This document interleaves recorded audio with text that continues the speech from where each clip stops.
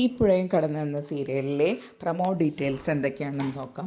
അങ്ങനെ കാവേരി രാമേട്ടൻ്റെ ഭാര്യയിൽ നിന്ന് സത്യങ്ങളൊക്കെ മനസ്സിലാക്കുകയാണ്. ആരാണ് യഥാർത്ഥത്തിൽ ഇതിൻ്റെ ഉടമയായിരുന്നത്, ആരാണ്, അതായത് അരവിന്ദനാണല്ലോ സ്ഥലം വാങ്ങിയിട്ടുള്ളത്, അതിൻ്റെ കാര്യങ്ങളും ഒക്കെ കാവേരി മനസ്സിലാക്കുകയാണ്.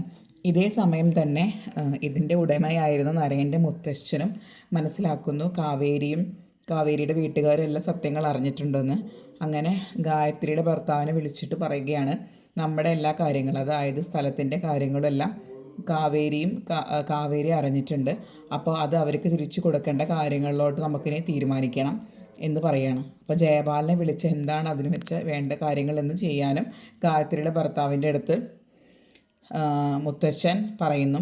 അങ്ങനെ ഗായത്രിയുടെ ഭർത്താവ് നമ്മുടെ ജയപാലിനെ വിളിക്കുകയാണ്. ജയപാൽ അത്യാവശ്യമായിട്ടൊന്ന് വരണം, എനിക്കൊരു കാര്യം സംസാരിക്കാനുണ്ട് എന്നൊക്കെ പറഞ്ഞ് ജയപാലിനെ വിളിക്കുകയാണ്. അപ്പോൾ ജയപാലൻ പറയും എന്നെക്കാൾ വലിയ എന്താണ് പ്രശ്നമെന്ന് ചോദിക്കുമ്പോൾ ഈ കാര്യങ്ങളൊക്കെ പറയുന്നുണ്ട്.